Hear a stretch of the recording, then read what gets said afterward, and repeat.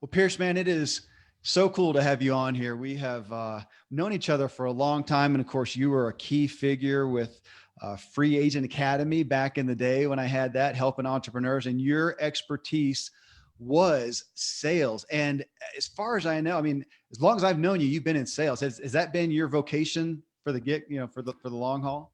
Yeah, I started when I was 19 and I've been doing it for 30 something years. It's been the thing that's changed the whole direction of my family, our ability to make an income, and actually changed our legacy. It changes the way I think, learning to deal with people. You know that we've talked about that so much when I've been out to Colorado to visit and over at your dad's place here in Franklin, Tennessee. But it's been, it was a game changer for me when I was a kid and didn't know what I wanted to do. And I'm sure we'll talk about that in a minute, but sales has been the center of everything I've done. And it's helped me in so many ways I can't even describe. It's been great. It's So been you great. started at 19. What got you involved in it? Well, Anything specific or just kind of stumbled into it? Well, here's the thing. That's a great story. I'm glad you asked. The What happened, I was 19 years old. I was living in a small rural town in Tennessee. I had no idea what I wanted to do. I'd been on my own since I was 16, since my parents divorced. And so I became acquainted with a guy who was one of the number one salespeople for one of the pharmaceutical companies at the time. He was the number one in the country. And he's also a clinical psychologist. It was a really interesting combination.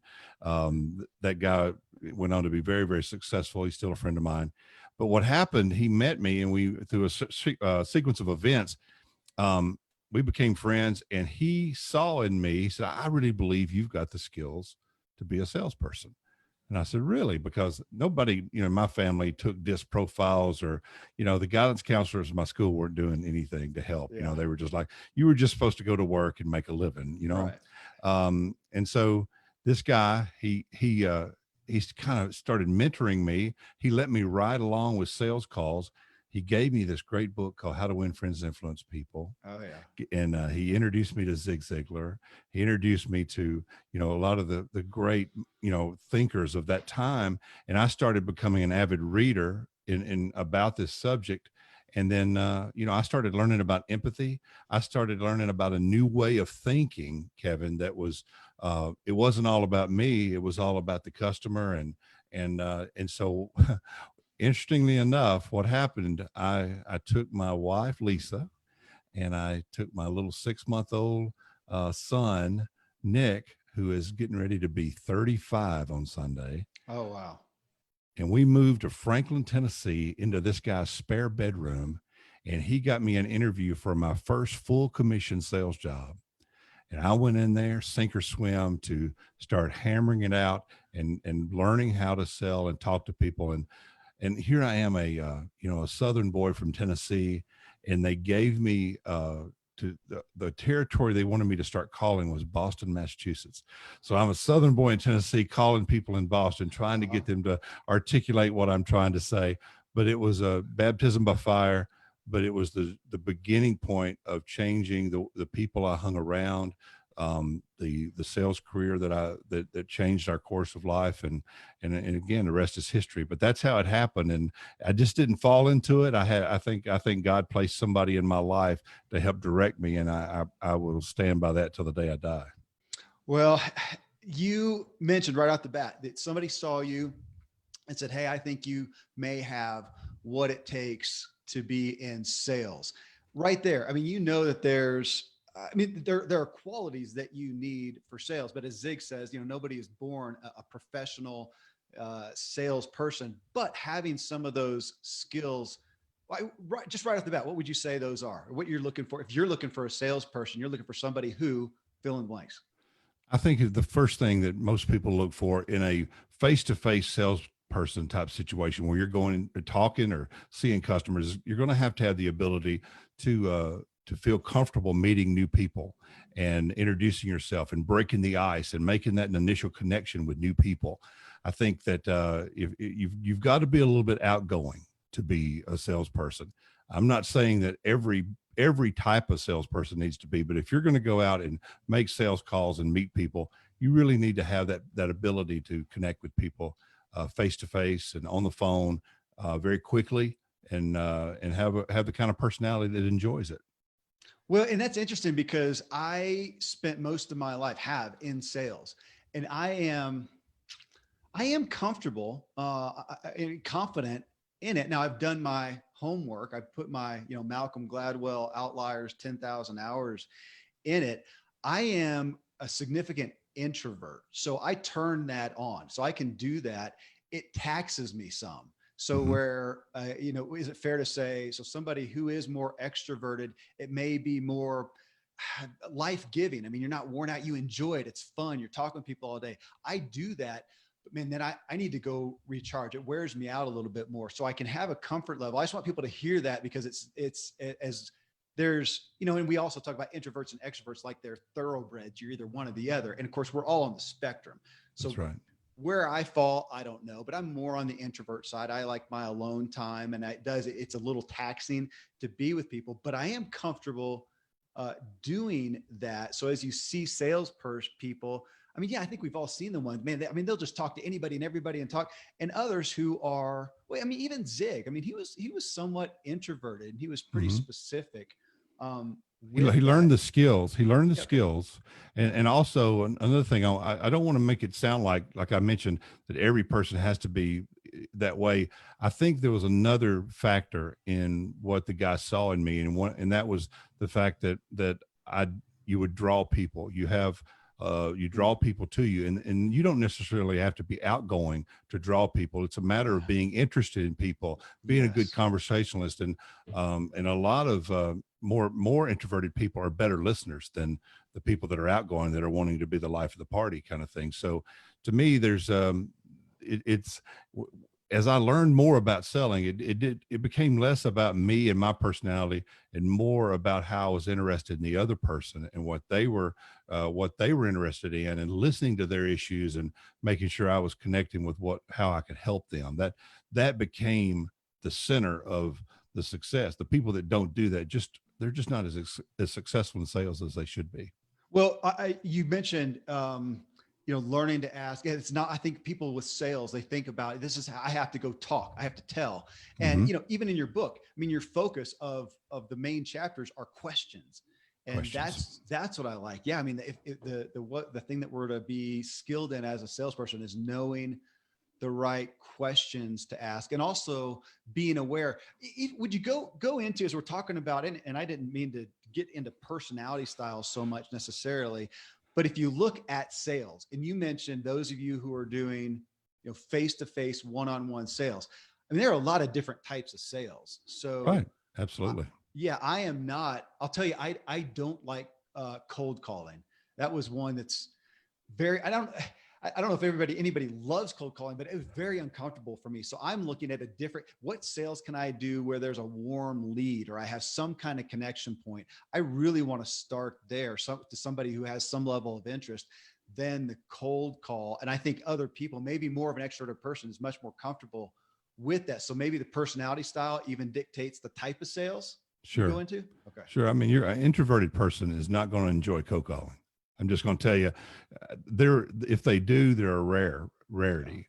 The person that's more driven, more A type, more D in the disc would be somebody that has less emotion about it. They don't feel Yeah. rejected when somebody says no. If they get 30 no's, they're not going to care. And so that's an important factor. But I believe there's ways that you can alleviate that pain. And it comes back to what we just said. If you can become an expert at asking questions and becoming a great listener, then the road to being able to do business with that person becomes so it's a short road from there. You can get there pretty quickly if you can solve their problem, if you're the right person to help them with what they need. It's not that far if you can come up with a good solution for them. I've seen it happen over and over. And what has been historically your primary area of sales? Describe that for people so they know that, some of even if it's changed and evolved some of the primary sales, platforms that you had. What were you selling? What did it look like? Okay, yeah, it's uh almost my whole career I've spent an industrial type sales environment. I've been working with customers that have loading docks and very industrial type equipment. And as my career evolved, I got more into working with contractors that were building new buildings for people, and I would help them, get what they needed for the customer for those buildings. And that's for the last 10 or 15 years, that's what I've exclusively done in my sales career, is work with contractors. And what happened was, the companies I was working for, they recognized the fact that I had the ability to build relationships. Yeah. So I haven't been cold calling in a long time, because what I spend my time doing is getting a new opportunities with a contractor and building that relationship so that we can maintain that over the long haul. And so, if you can imagine, Amazon right now, in spite of all the things that are going on in our country, they are on a building spree. They are building new warehouses and buildings all over this country. Yeah. They're spending untold billions of dollars on building stuff. And I'm responsible for 3 or 4 buildings here in Nashville that are going in for some of the equipment that's going into that buildings. And it's because of the relationships I've built and the things that I've done to help move through that. And it's been, it's taught me a lot, because you have to be consistent, you have to be responsive, you have to communicate, and you have to, sometimes you make your money not necessarily when you get a new contract. It's when fulfilling that contract and making sure that it goes all the way through to the end, and they're happy when the whole building's finished and everything's okay. So I've learned the sales process is all the way from the time you meet them till the time the job is done. So to that degree, do your clients view you as much a salesman as you're a partner in the process that they're counting on for a solution? Absolutely. They'll joke around and say they'll call me a salesman sometime for fun. Say, hey, we don't allow salesmen in here. But at the same time, I am their partner. I'm the guy that, when it comes to my expertise, they call me to say, what should we do here? How should we handle this? What is the right product? What is the right application? And so I become the expert in that field, to help partner with them, to help them not make a mistake, make sure they're putting in the right equipment. So it's really fun to be in that role, because that's when selling is fun. Yeah. Is when you're literally helping people get the right thing that they need for their company. So in this arena of industrial sales, if I can just give it that label, what is an average sale for you? Okay. The revenue? Yeah. I would say that in the past 6 months, I have received contracts that have been in the $100,000 range. And last year I did one that exceeded $2 million. Wow. Okay. So, and so for people to understand that, and we got a lot of sales people and wannabe sales people in there. Can I ask what kind of a commission that you can expect on sales of that nature? yeah, you can. What I love about the particular company that I work for now is that they reward you on the profit. Some people get paid on the gross volume. If you just sell, $10 million for me this year, then I'll give you a bonus of this amount of money and that sort of thing. This company is solely based on how much profit do you create, which I think is brilliant. Yeah. Because profit's what matters. I mean, I could be selling stuff. I could be the lowest guy in town, not making any money and doing big numbers. Doesn't matter. They base that on the profit. So in this particular case, let me give you a scenario. If I sell a project and it's let's say it's a $500,000 project, and there's $100,000 profit in that, then I get to keep 35 to 40% of that. Okay. Makes sense. Yeah. So they let me keep 35 to 40% of every profit dollar I sell. Okay. So somebody, it's a great question. If somebody, you mentioned one of your sons, right? You have two? I have two, Nick and Nathan. Yep. And are they both in sales? Neither one are in sales right now. One of them is working for a bank, and one of them is working. He's interviewing for a sales job with a company, but he's kind of in transition right now. Well, so interviewing for a sales company. So if somebody's looking at sales, and not that we have to do a training session on all the different types of sales opportunities that are out there, because they're huge. But if you look at that and say somebody who does want, I guess it gets into, what kind of lifestyle do you want? What kind of income level do you want? What kind, and lifestyle in the sense of, do you want to travel? Are you going to be gone? Because we know sales jobs, Oh especially yeah. high ticket ones that are that. But if you looked at, well, here, let me put it here. When you look at the culture right now, you're talking about Amazon, which you mentioned that, and I'm outside of Colorado Springs, and they're getting ready to build one of their big warehouses here as well. But if you look at the landscape right now, of course, it's all goofy at the moment with COVID. Where do you see good opportunities? I guess you could even ask the question, if you were starting over today, would you go the direction you're at now, or what arenas would you gravitate towards? In that particular case, as you know, because of my relationship with you and your dad, I've been doing a lot of coaching and stuff for the last 10 or 12 years, and I'm really seeing that go well.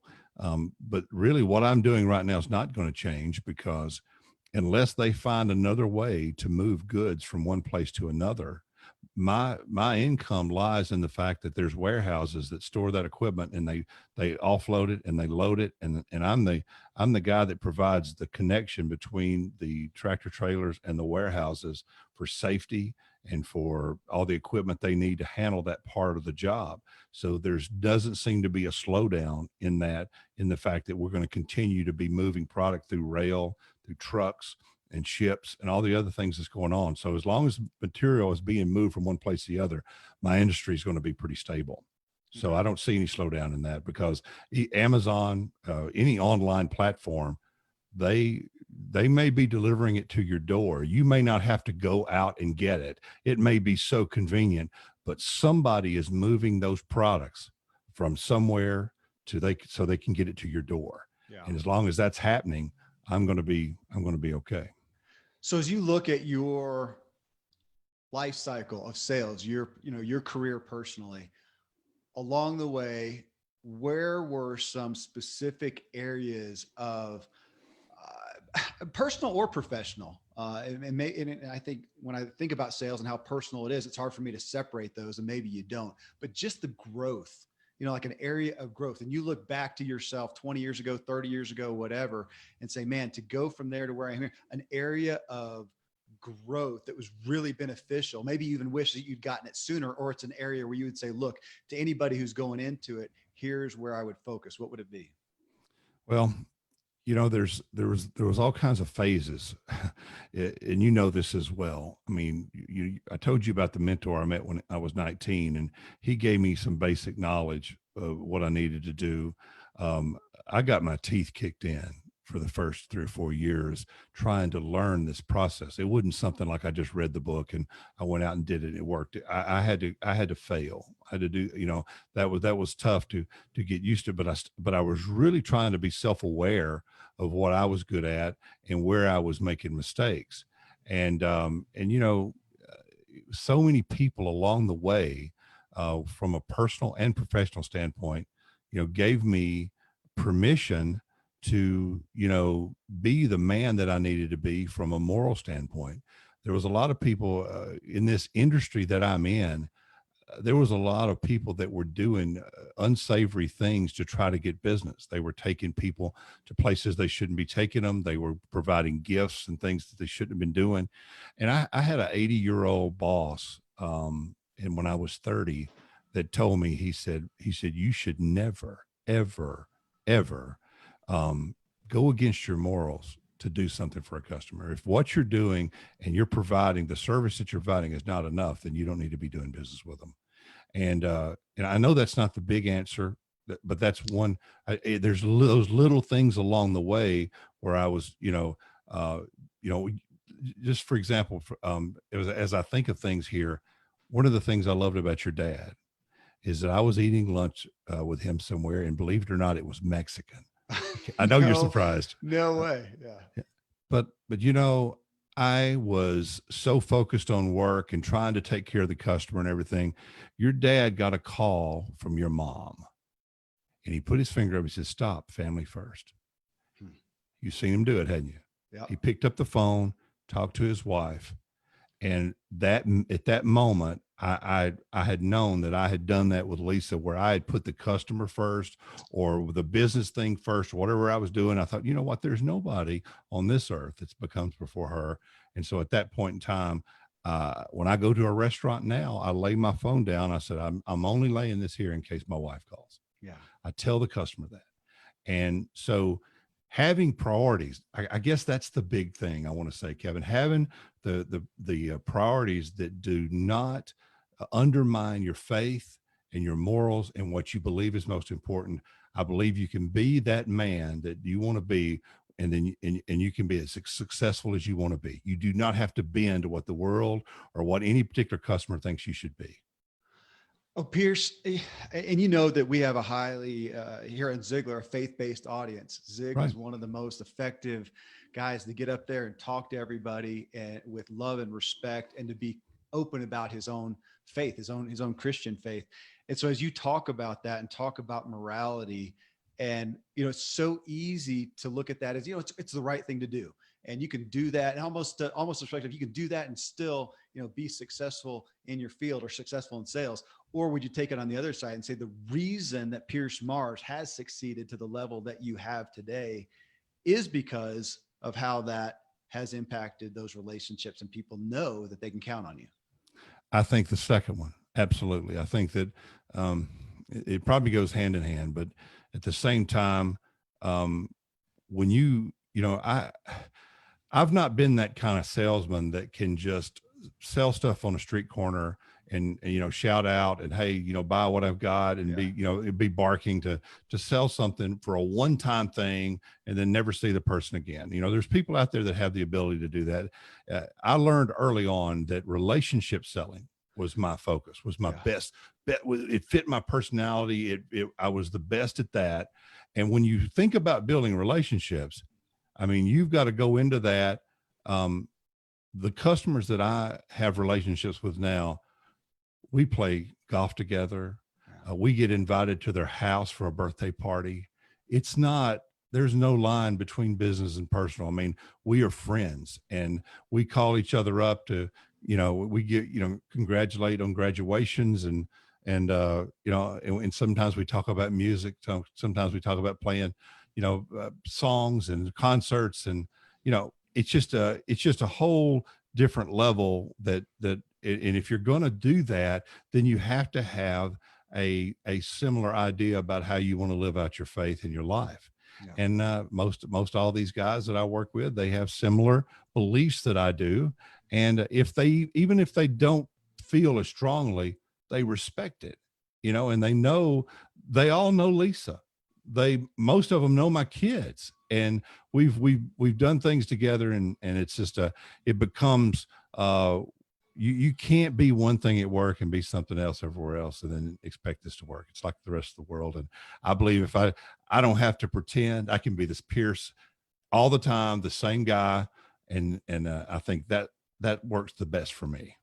It's interesting to me, Pierce. We're in a day and age when it feels like, in the world in general, but in business as well, that the we try to not stand for anything, not try to put anything out there. We don't want to offend, especially right now. We're in a volatile, time of literal in the past days even of such offense and hurt and things. And we can get the concept, I think, of, yeah, we need to be careful not to step on any toes. Now, I know you're not just like Zig. You're not out there professing something to say, hey, you need to believe the way that I do.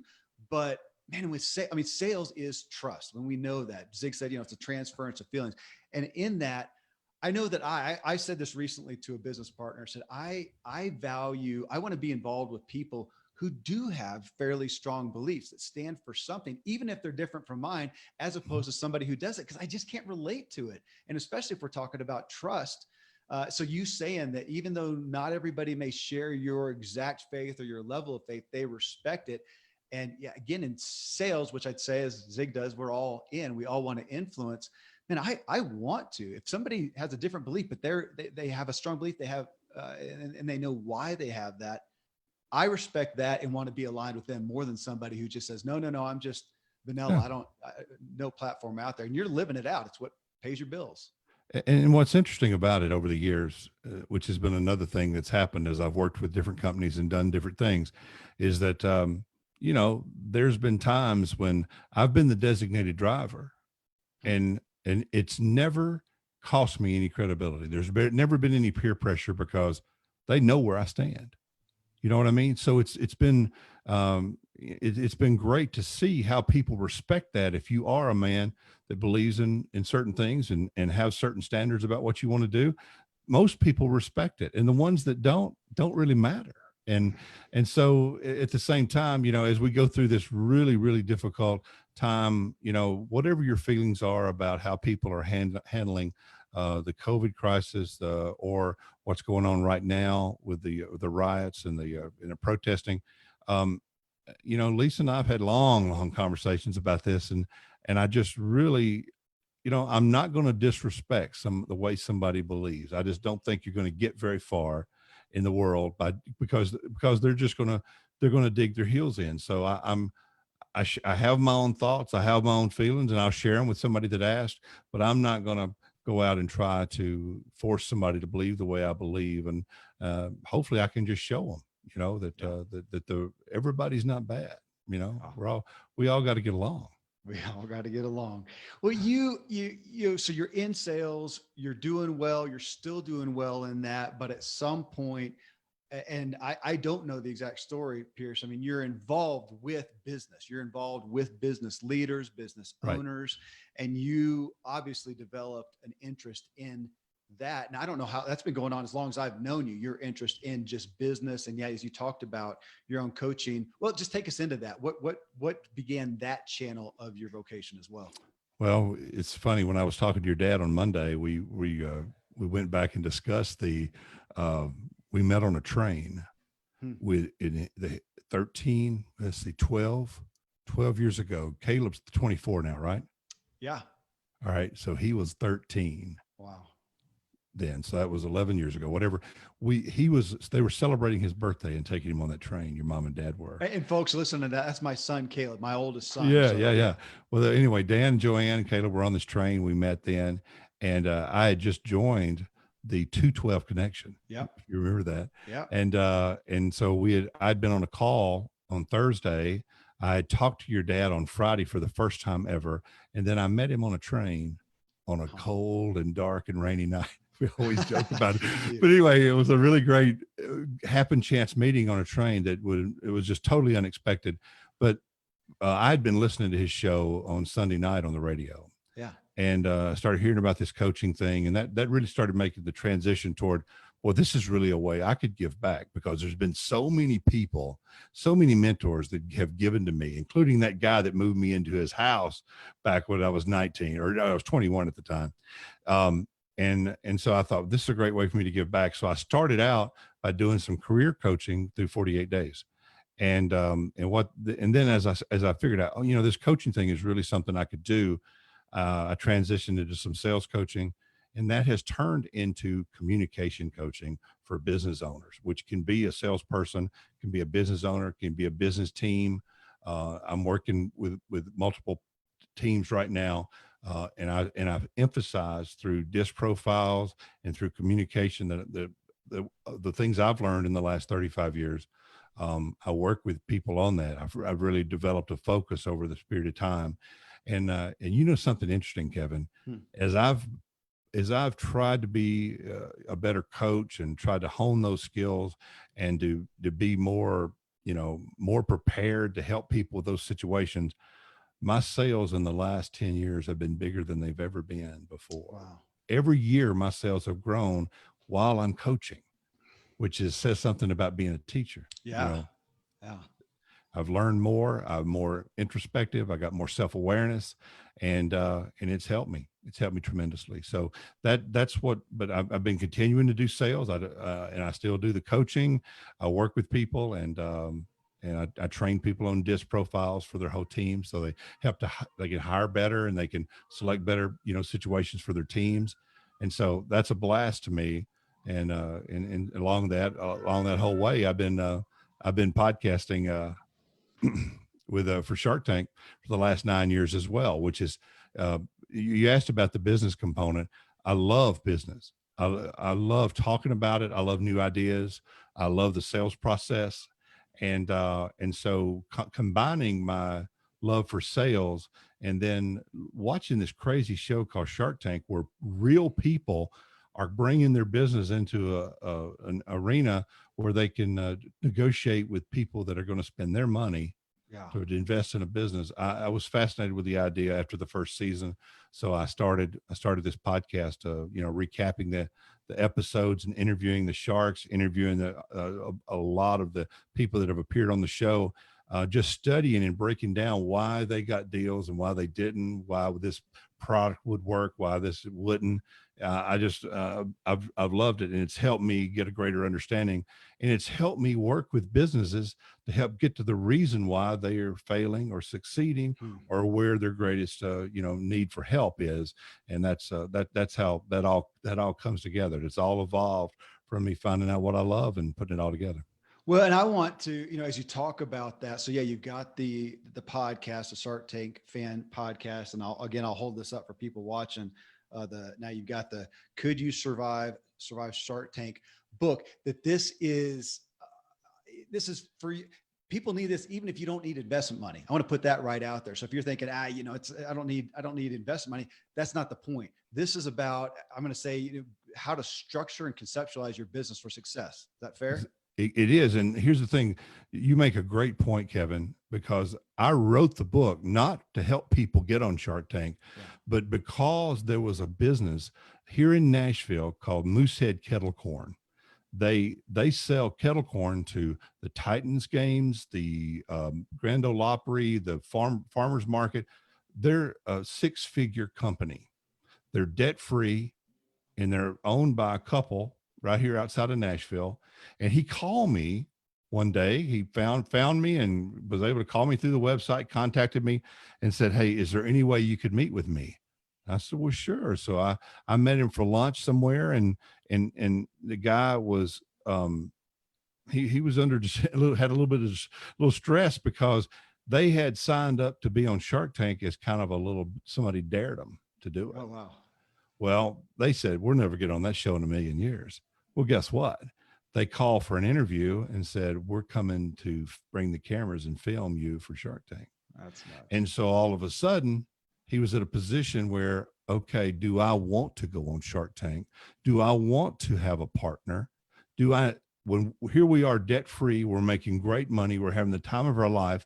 What would having an investor do to change the dynamic of our successful business?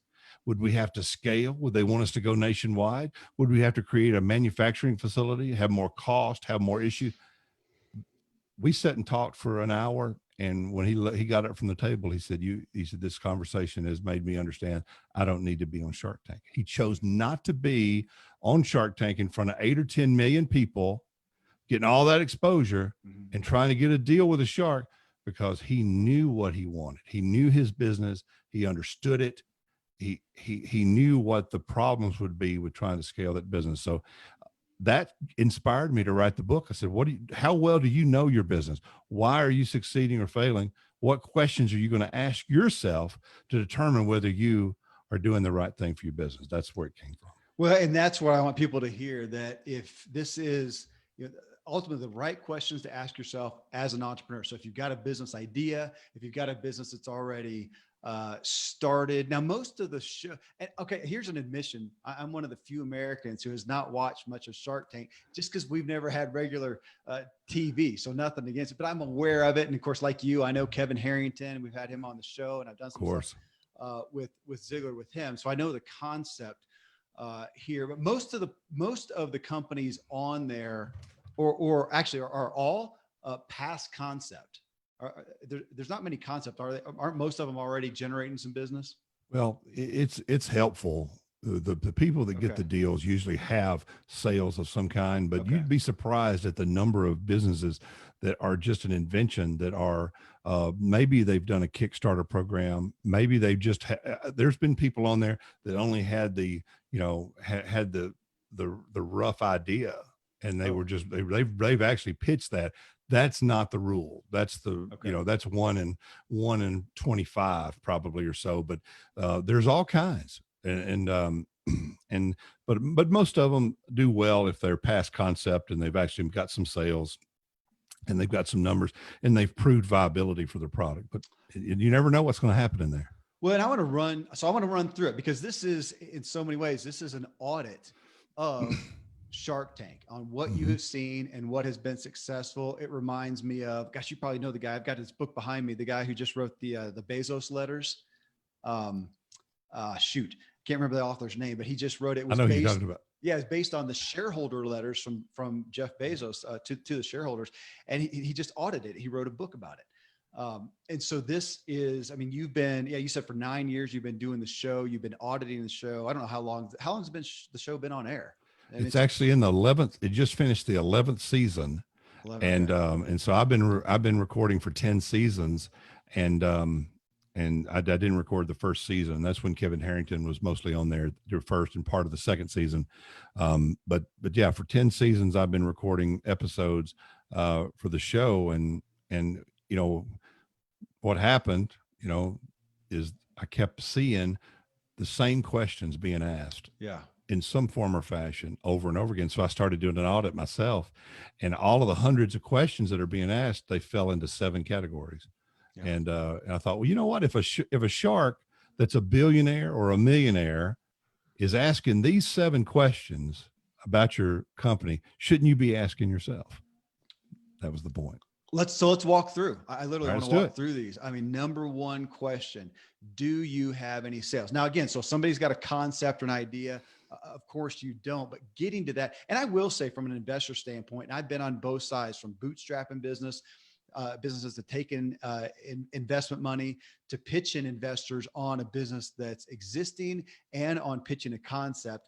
And I'll say the hardest place to be is pitching an investor on a concept. Very difficult. It's very I would say if difficult. there's any way, shape, or form, go out there and get a sale. Get yourself to the point of a sale, or at least some sales, before you talk to an investor. And especially in this day and age when there's so much opportunity, there's so many people that investors can talk with. If they're going to talk to concept, it's probably to one of their fellow billionaire. That's when you hear the napkin idea that they put Right. a bunch of money into. It's usually some people who've already done a lot as well. So if you're starting out, man, if you can get some sales, so talk about that. So that question right there, that's your leadoff question.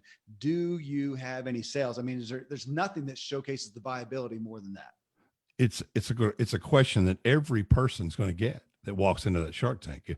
When they're finished making their pitch, they've presented, they've passed out samples, and they're yucking it up, having a great time. Soon as that's over, Kevin O'Leary or one of the sharks is going to say, tell us about your sales. Yeah.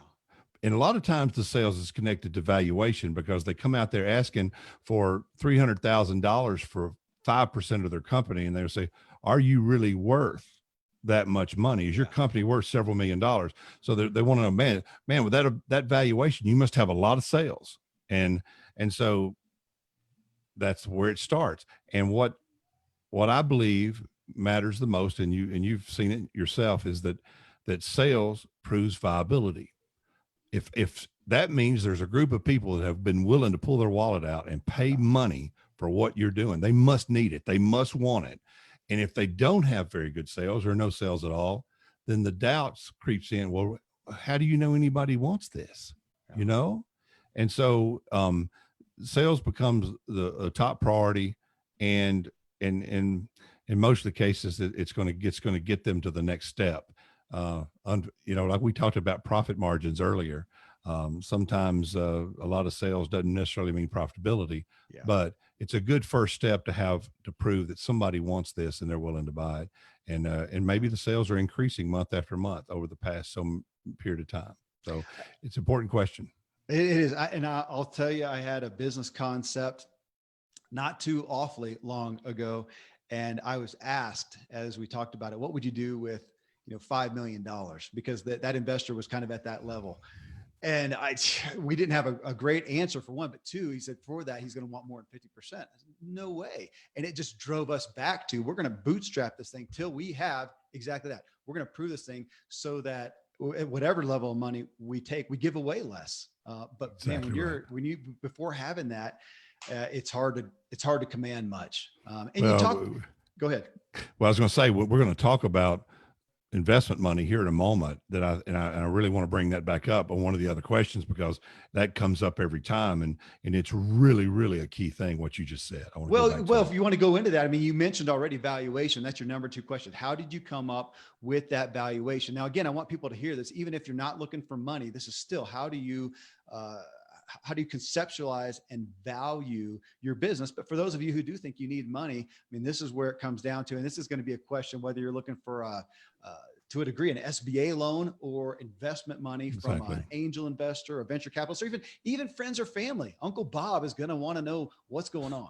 What's your idea here, man? What's your plan? Yeah. The valuation is such a interesting subject. Aaron Krause, who invented Scrub Daddy, is the biggest business that's ever been in Shark Tank. Since he's been in Shark Tank, he's done over 280 million. I'm pretty sure it's $280 million in sales. He did a deal with Lori Grenier, but I was talking to him recently, and we talked about this subject of valuation again, and it comes down to, what is somebody willing to pay you for your company to buy it? That's the valuation. That's the bottom line. So the question is, how do you come up with that number? And if you've got a concept that's never been sold, you just mentioned how hard it is to get somebody to understand, where they're going to get their money back. That's the problem. How are you going to get your money back? I don't know if anybody wants this or not. So the evaluation for an idea is not that much. But if you've got sales, and maybe you've got inventory, maybe there's some hard assets that you can use for value, but it comes down to, how much money can I make based on how much you've made over the past few years? How much money can I make in the future by buying this business?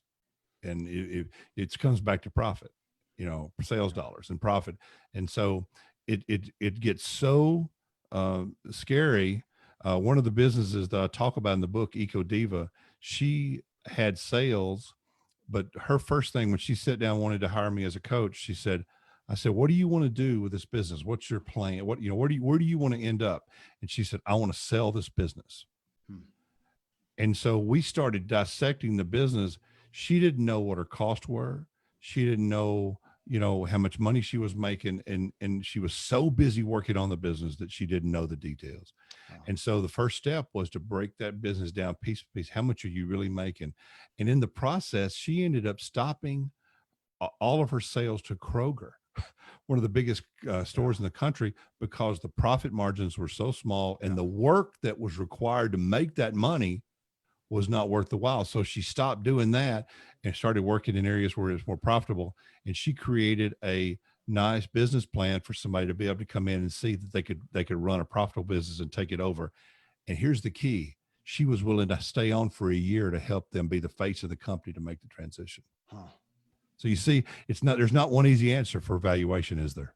Yeah, well, and I appreciate you mentioned multiple times profits, sales and profits, because so she pulls out of Kroger's, and I've heard so many stories of people who have pulled out after the big win of Walmart's going to carry my product, and they pulled out because they beat them down to the margins are so small. And I think that's happening on Amazon somewhat, and come back and can I create a premium product that actually has some sales. So just having that number of sales doesn't always mean profit. Sounds so basic, but how many of us, me involved as entrepreneurs, can get into that problem? We were making sales, not making any money, maybe losing money, making sales.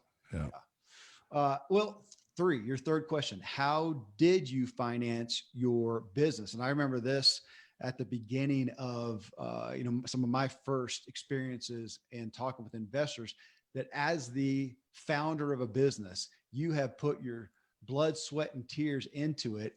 They don't always value that as much as you do, huh? No. What happens in Shark Tank is there's two types of scenarios, and there's multiple types, but this is the two extremes. Okay. You've got a guy that comes in there, and let's say he's got sales of $150,000. Okay. Been in business a couple of years. He's going to do 150,000 this year. When they start digging and they say, well, where'd you get the money to start your business?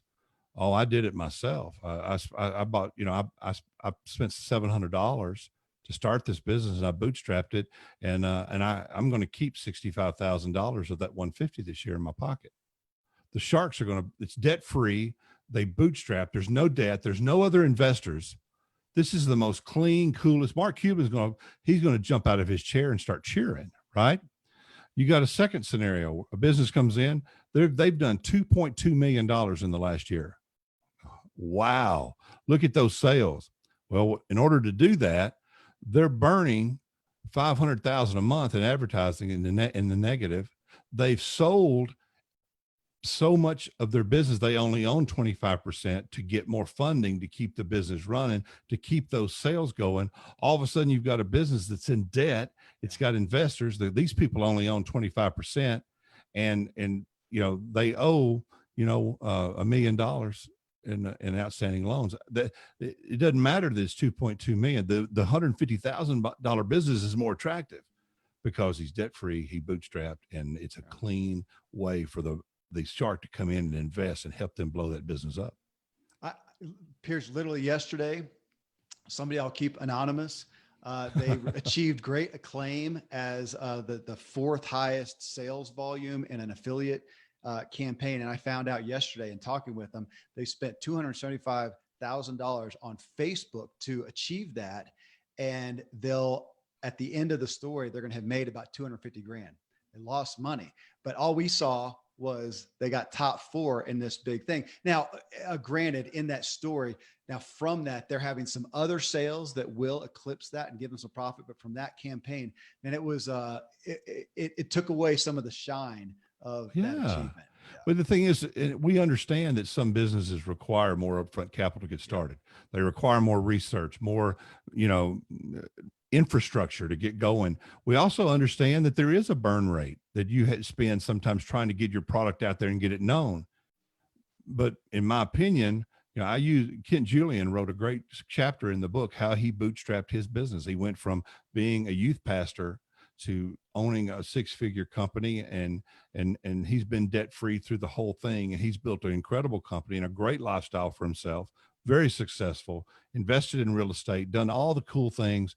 And he's done it he sleeps good at night. He doesn't have all those worries and all those things going on. And so to me, if you can bootstrap, then it's great. Damon John, who's one of the sharks, wrote a book called The Power of Broke. And he says the power of broke, if you don't have any money, you find a way to do things that don't cost money. He was going around taking his clothes to MTV video shoots where the rappers were, and he would get them to wear his clothes. And he was doing all these things to try to get exposure that didn't cost him anything. And he said, if you've got a lot of money, he said, a lot of times you just make mistakes. You spend too much and you don't focus on the important things, and you try to fix it with money. And he said, it's almost better to start it and build it from zero. It's you do a better job.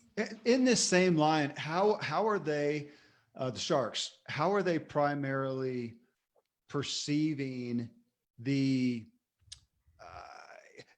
what we've seen especially with social media? Hey, I've got this app, I've got this site, I've got this whatever, and we are driving 1 million people a month through that, or we have all these members, and we're not making any money, maybe losing money like mad, but we have established the demand.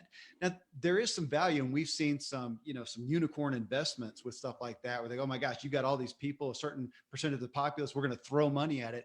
I think that did happen. What's that landscape look like today? Well, it's, there's always the one, like you said, the unicorn, where somebody's going to look at it and they're going to say, this is really relevant. One of the things that comes up on Shark Tank all the time is, how long is this going to last? Yeah. Have you already peaked? If you've gotten this many millions of followers, who's going to copy this?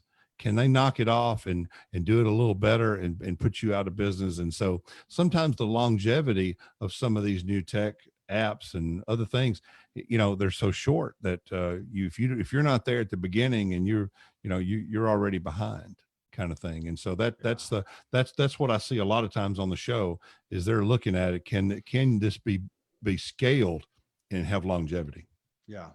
Well, so your fourth question, do you want or need a partner? And that one is such a big question, I think, for anybody. Again, even if you don't want investment, for partnerships. Now I'm in a business right now. It's actually my second literal partnership, and it's a 50-50 partnership, the first one I did, ultimately I walked away from because I wasn't in complete alignment with my partner. And we actually had brought another one on. That was the primary reason. The business was actually working, but what soured me was I just wasn't in alignment with my partner. Now I'm in one that I absolutely am in. Now, in between is a lot of stuff I've done just myself, and there's Right. pros and cons to both sides. So hit on that. How do they address that or perceive that question? Well, I'm always going to believe that if you can do it by yourself, then you should. Okay. I just think that what is good today, you're not sure if it's going to be good 5 years, 10 years, or when the business builds to a certain size and you're doing a certain amount of volume and it's time to start making decisions. There's going to come a time when, you know, just about every partnership I've seen in some form or fashion, the older they get, the more frustrated one of the partners get with how things are going. And one of my clients right now is an attorney, and he was like you. He wasn't aligned with his partner, and he had to separate it. So, but I understand that Shark Tank and the world is full of partnerships that have worked out great. I just think that because of what you learned from the first partnership, I think that you went into the second one with your eyes wide open. You knew exactly what you wanted out of this. You knew what kind of partner you wanted, and so there's a lot of reasons you would do it. One of them would be money. They have money that they can invest, and they that would be one reason. But you've really got to match the values, and you've got to match the the uh, the direction. The vision is what I should say. The vision and the values have to match for you to be able to partner with somebody and it be successful. And I, you can be friends, you can be, business associates, whatever you want to do. But in my opinion, you need to have a well-structured agreement that talks about the fact, what if we get tired of doing this together one day? What's this going to look like? Yeah. You need to know, what is that plan going to be? How are we going to dissolve this and go our own way if that happens? I think it needs to be discussed on the front end. You I know, do too. And I'll tell you, I am not one that would generally be a good fit for a partnership. I'm a pretty autonomous guy. For candor, my partner in one business is Randy James. Dr. Randy James is my co-host on the oh, True Life podcast. I know And Randy. you Yeah. know Randy, and Yeah. that the reason that came together is because we have a friendship unlike any other, and we had a shared interest, and we came to it with eyes wide open and knew that this could be it could be a volatile thing for a relationship, but also it was just, it's a divine pairing. I mean, if he was an attractive woman, man, it would be all over. It'd be bad, wouldn't It's it? a Yeah. marriage. Yeah. But You've it's known him for many, many years though, before you did that. a long time. We did a lot together. We shared an offices together. We still do now. I can hear him on the other side of the wall right there. And it's like a brother. And so that's a unique thing. If not for that, I probably would not generally ever have a partner, especially a 50-50 partner. I'd make sure that I had a controlling interest. So that's, for me, that is a unique, and we hear those once in a while, a unique thing. My dad's talked multiple times about, and you may know more of the details about Andy Andrews, who has Absolutely. a business partner, and they're renowned for not having any official contract, anything. That is a very unique, I'm tempted to use that word, a divinely, anointed Exactly. opportunity there. Well, when I was talking to your dad about this same subject, he brought it to attention. Anytime you give somebody an opportunity to invest, or you become a partner with somebody, you also give them a voice, Yeah. and they become involved. And it's like, in a way, they've moved into your house. They're having dinner with you. They're a part of all the decisions you make about that business. You're not, like you said, autonomous anymore. And it's one of those things that, from talking about Moosehead Kettle Corn, they had to make a decision. Do I want a partner or not? They said, no, I don't. We don't need one. And a lot of businesses that come in Shark Tank, Mark Cuban will look at them straight in the eye and say, you don't need us. You need to leave here and do this on your own. And that's great advice, when you need it, and you need to be told that. So to me, I think it's unique. It's in the book because it comes up so often, because the people that are coming into Shark Tank are saying, hey, I want to partner with one of you in my business. And it's a big question. And I just believe it's got to be something you walk into very carefully, like you already know. Right, your next question here, it surprised me, Pierce. It really did. I would not have expected that. Do you have a patent? I mean, being involved in business, small business, uh, my entire life, I've not personally. It's like something I haven't dealt with a whole lot as patents, and yet you have that as one of your 7 questions that these guys are asking. So, explain the value of that, why that comes into the picture so strongly. Well, it's a great conversation to have. Most of the people coming into Shark Tank are not selling a service. They're selling a product of Mm, some kind. And so the question is, the question becomes from the shark, what are you going to do to protect this idea and to keep yeah. somebody else from copying it, knocking it off?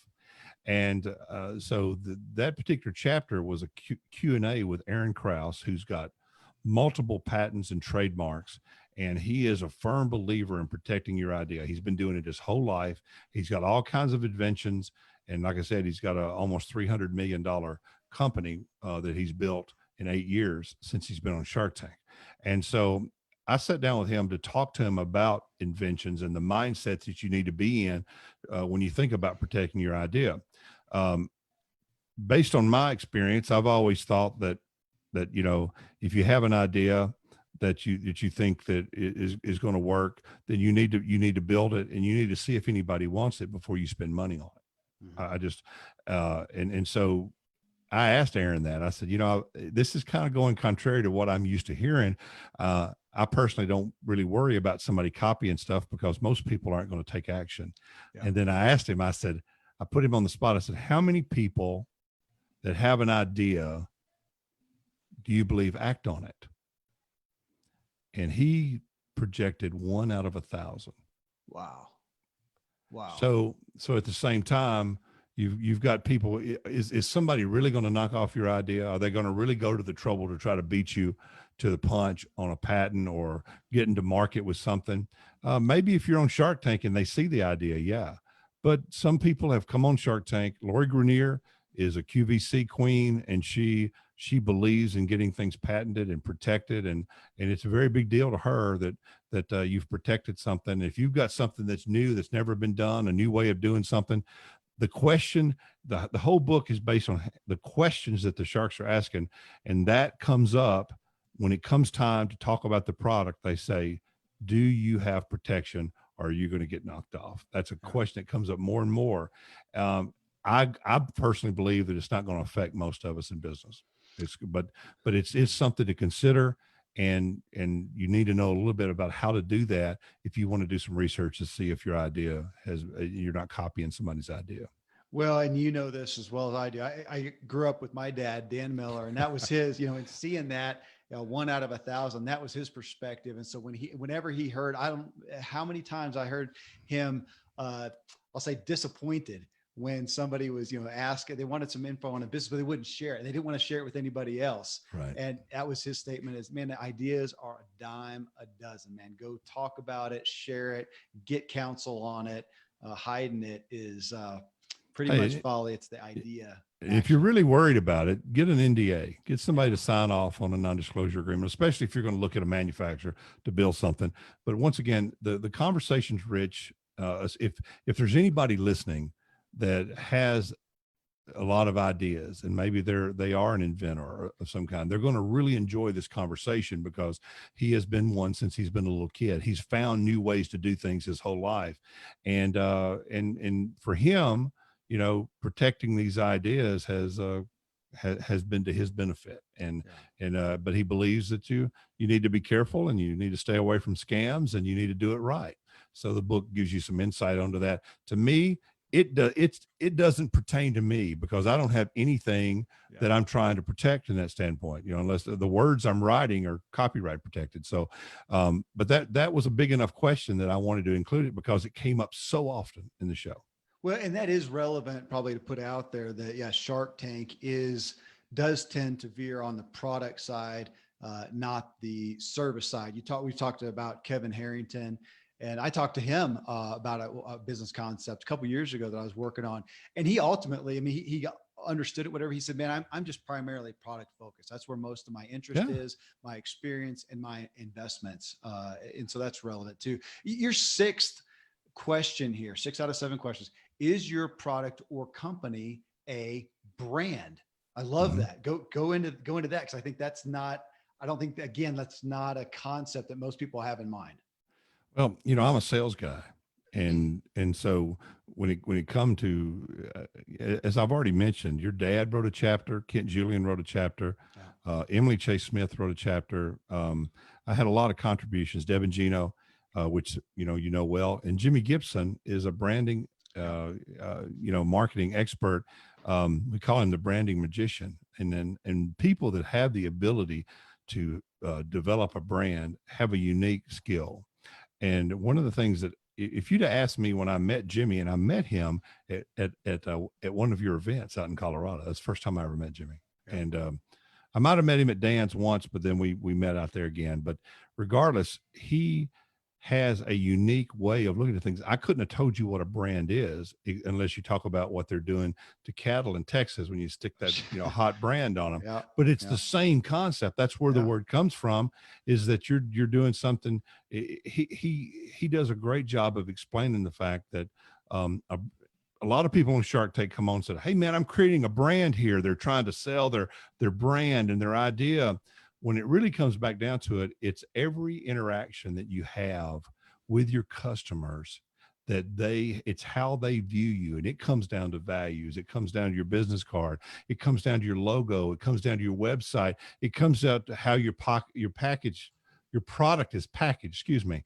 It's everything that every interaction that they have with your business that tells them something about your company.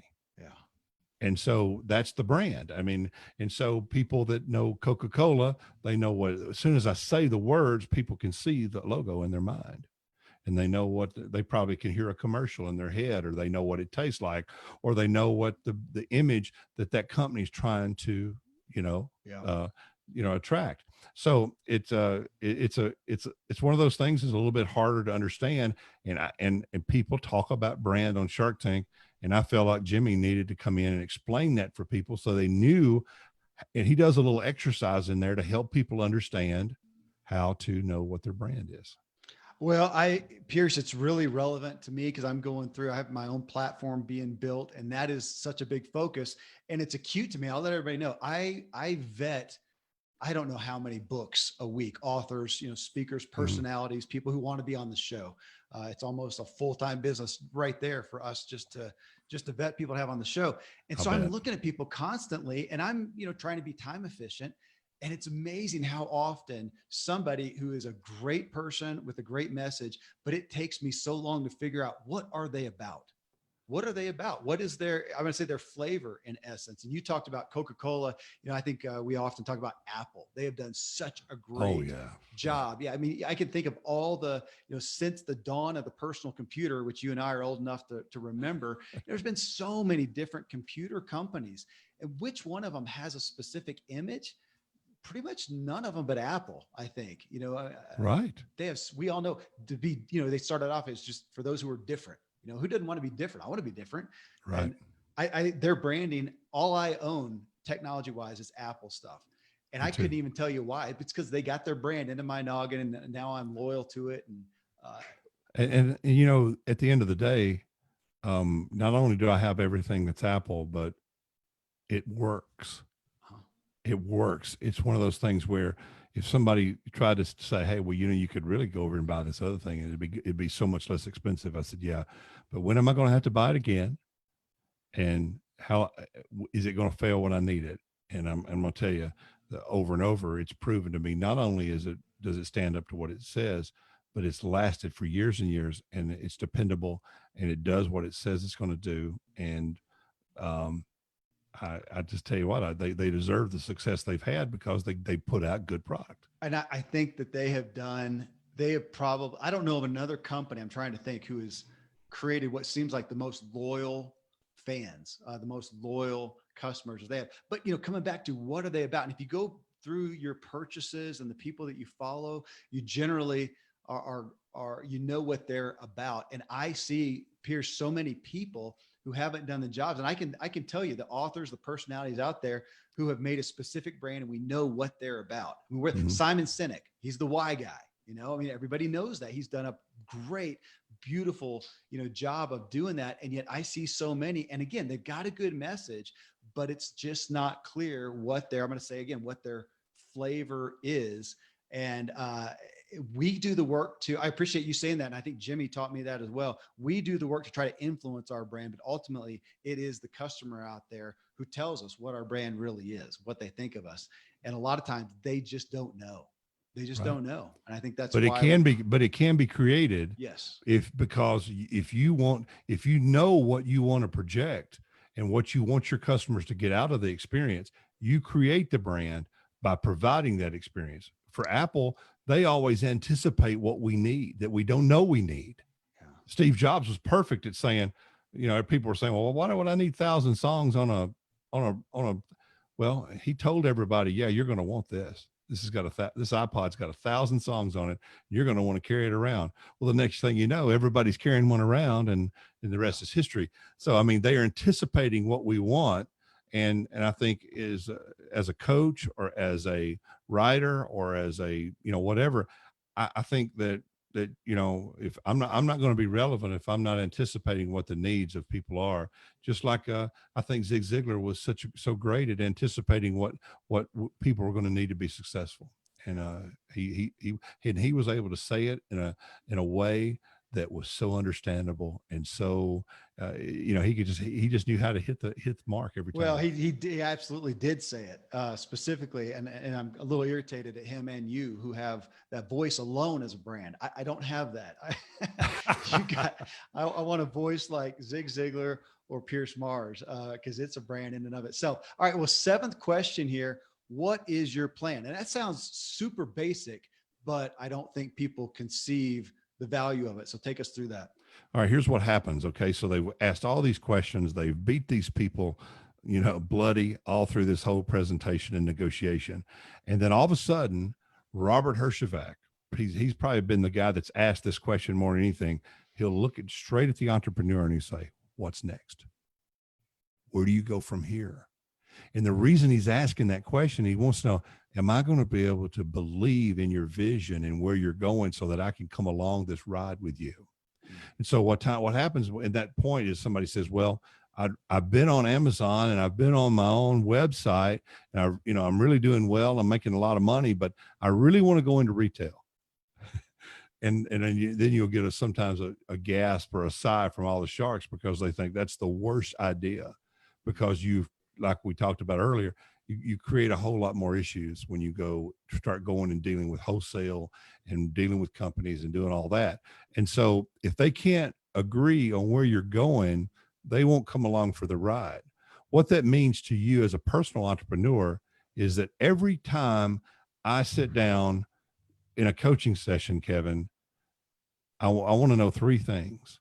I want to know, where are you now? And then my next question is, where do you want to go?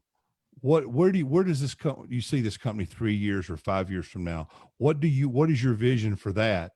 And as soon as we have that set, then we can start creating a plan to get you there. It's just like the lady that I told you, Eco Diva. She's in the book.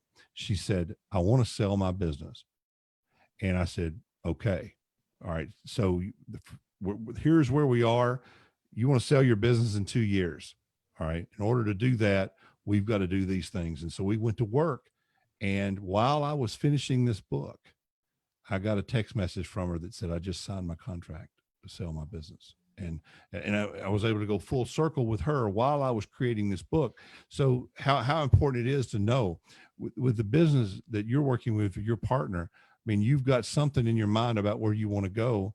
And if you don't sit down and ask yourself those questions on a regular basis, where are we? Where do we want to go? And how we're going to get there? It's not a one-time thing. You throw it in the drawer and then check it in a couple of years and see if you made it. It's a constant process of asking the question of where you want to go and making the decisions and getting counsel about those decisions. So if you believe they're the right decisions. There's a great story. One of my best friends, Jason Cruz, he's a pastor. He's a great man. He had a business idea, and he, in his mind, he had it all laid out. He believed it would work. He knew what he wanted to happen in 5 to 10 years, and he went to nine people of the most successful people he knew. In whatever he measured success in, he believed he respected these nine people the most. He went to each one of them and presented the idea. And this is the question he asked. He says, "Tell me why this won't work. Hmm. Don't give me a bunch of stuff about it being a great idea. And yeah, you ought to go for it. I want you to tell me, tear this apart. Tell me why I shouldn't do it, why it's a mistake." Well, he got a thumbs up from nine people, and he went on and it happened just like clockwork. It was a great business. It succeeded and did well. But he was willing to say, I'll let you tell me what I don't want in this business." Mm-hmm. So that is why you have to have a plan. How many, curious, of the people who present on Shark Tank, how many of them have a viable answer to that question? What would you guess? I would say that nowadays more than they used to. As the show has progressed over the past 11 seasons, people have gotten smarter. Yeah. And they're more prepared. Okay. In the early days, very few of them ever gave a good answer for that. I would say it's more than half now that have a viable plan. They all have a plan. It's just a matter of whether the sharks believe it's the right plan. And sometimes the sharks are right and sometimes they're not.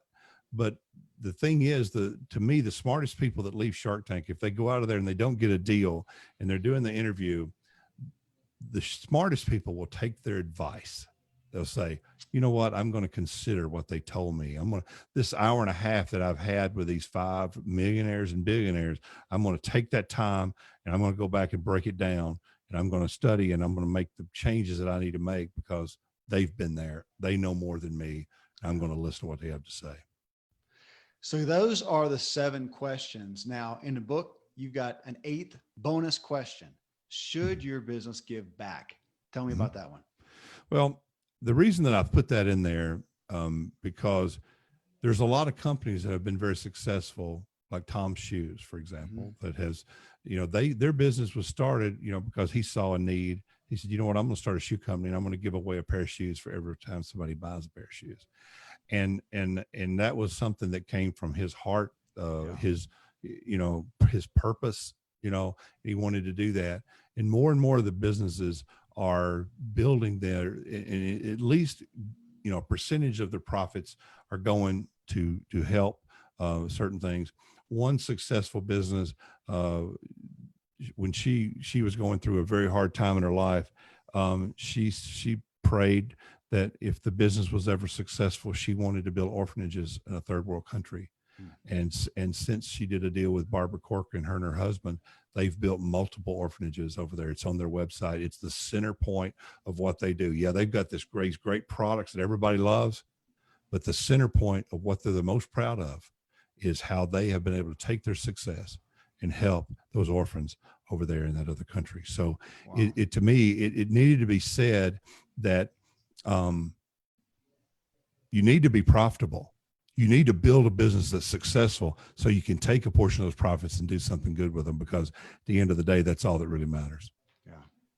I obviously am a fan of the book. I'm a fan of you, Pierce. Sales is, it's what made Zig Ziglar who he was and started him on his journey. It's a focus we can never have enough of here. And I appreciate who you are, how you do it, and grateful that you put this together. It's great advice. This is the concept, how we perceive our businesses that I see. Well, I'll raise my hand. I have not done well so many times, and I've had businesses that have suffered, not even that they haven't gone on to succeed to some standpoint, but we had to endure a lot of challenges we wouldn't have if we had done this. So I'm grateful for this. It's a great offering to the Ziglar audience, and thank you for being here, and thanks for giving us your time. Yeah, it was really, there was a moment, Kevin, when I asked myself, do I want to finish this? Because it took me a while. It took me longer than I meant to. I said, is this the project worthwhile? Because I've done 9 years of podcasting, and I just feel like somebody would, sales is my main thing. Communication is my main thing. But I just felt like I had to tell myself and I had to pray about it. And I said, this needs to be finished. Yeah. I need to finish this because I believe it'll help somebody. And so that's the reason I did it. And I am honored that you would have me on this show and to get to spend some time with you. I hadn't seen you in forever. So I thank you so much, brother. Hey, I'm honored to be the messenger. Thank you. Thanks for everybody who tuned in.